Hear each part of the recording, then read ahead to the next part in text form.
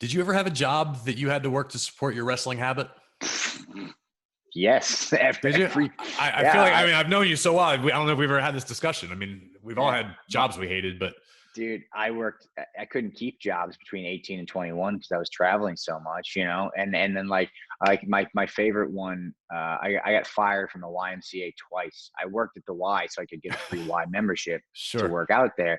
I got fired twice. One of them was because I fell asleep in the break room. I opened the thing at 5 a.m. on a Monday or whatever, but I had a show in Cleveland the night before, so I didn't get back till 3 a.m. So I hadn't slept, and I wrestled in Chicago the night before. So I really hadn't slept in 3 days, essentially, minus some car or floor naps. But I was sleeping in the break room at 5 a.m. when no one's in the gym, and they caught me. And like the next day, they were like, "Yeah, you gotta go." So how did You- you get fired twice though? So you got rehired?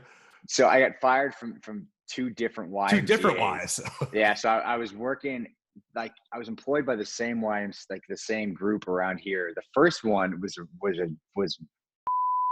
I was talking to my friend on the treadmill. I was working, I had my little name tag on, and she was, on the treadmill just doing her thing.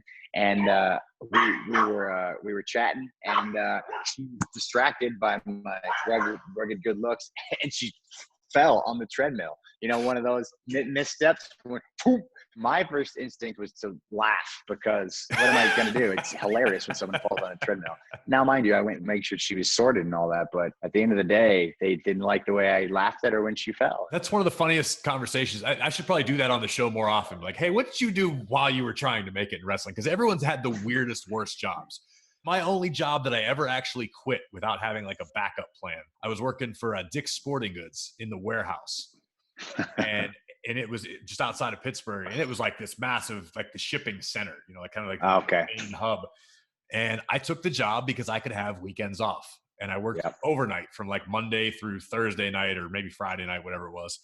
And it was the worst job I've ever had. I remember I was unloading a truck full of kayaks. And it gave me a whole new appreciation for office space because, in office space, you got like 11 bosses. Yeah. I was apparently unloading the truck full of kayaks improperly. And Oh. I got scolded. And then like 5 minutes later, someone else comes over and goes, I understand you did this wrong. And yeah, no, it's fixed. I handled that. And okay, don't let it happen again. And then like the shift supervisor comes over, hey, I heard there's a problem over here. Did you go over it? And I'm like, wait a minute, I'm unloading kayaks. You can train a monkey to do this. And it finally got to the point where I was like, I can't do this. I can't do this anymore. I'm going to go insane. So that was the only job I ever quit without having like another job to go to.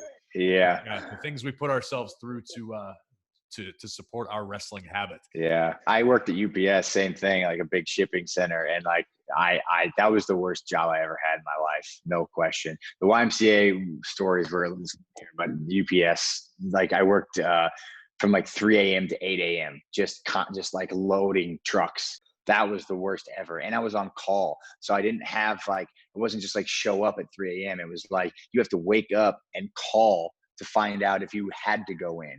And Oh, then sometimes they would be like, oh no, you're good. But then someone would call in later, an actual person that was working, because I was just like a temporary employee, like to see if I could get the job. I was doing like 30 days or something like that. So an actual person that was working, they would call in, and then they'd call you back like 25 minutes later after you were like, I get to sleep today.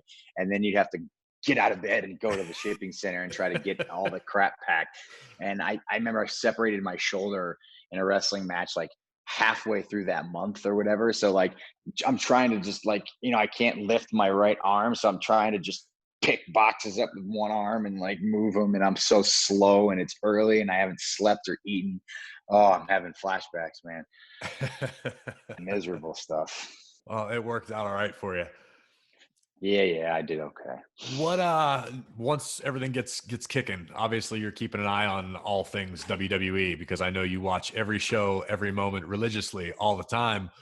Who are some guys catching your eye right now? Oh man, who's doing really well? There's a lot of new blood. I mean, look, people are being put into situations that they weren't ready to be put into. There's a kid named Austin Theory, who's a good Yes. example of that. He was like 21 years old, jerk. Just looks great. Just Yeah. moves so smooth in the ring, and just happened to be around when people were hurt and ended up on WrestleMania. Yeah. His first match was at WrestleMania. Maybe he had one match beforehand. Yeah. Something like that, something crazy like that.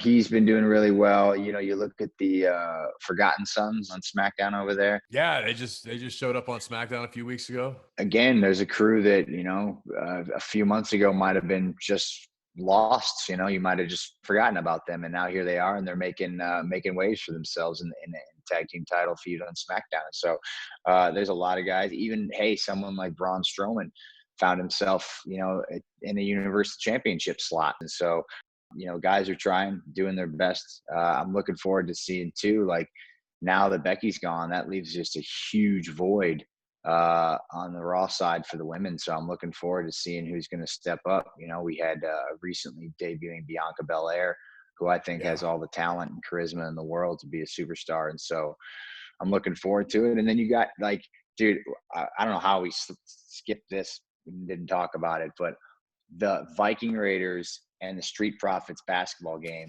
was so awesome.